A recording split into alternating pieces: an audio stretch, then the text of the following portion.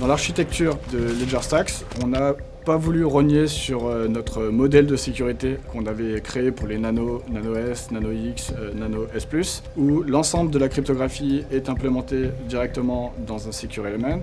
Les secrets restent dans ce Secure Element et on a ce qu'on appelle un Trusted Display, c'est-à-dire qu'on a un écran spécifique qui est en charge de rendre intelligible à l'utilisateur les actions qu'il est en train de faire. Générer des clés, signer un message, signer une transaction. Et le défi qu'on avait avec LedgerStacks, c'est qu'on a un plus gros écran et on se demandait si c'était possible, d'un point de vue technique, de driver cet écran directement depuis le Secure Element. Et la réponse est oui, et c'est comme ça que LedgerStacks est né. En ce moment, au Donjon, on pratique toutes sortes d'évaluations pour s'assurer de la sécurité du LedgerStacks.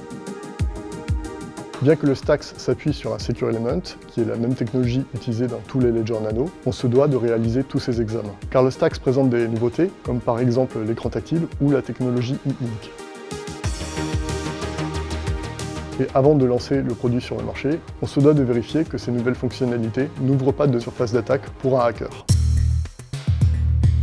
Donc on pratique toutes sortes d'attaques, on traque la moindre faille. Des attaques en faute, comme du laser ou du glitch. Des attaques par canaux auxiliaires ou des attaques logicielles. On met en œuvre tous les moyens à notre disposition au Donjon pour asserter que le Stacks réponde aux exigences de sécurité Ledger.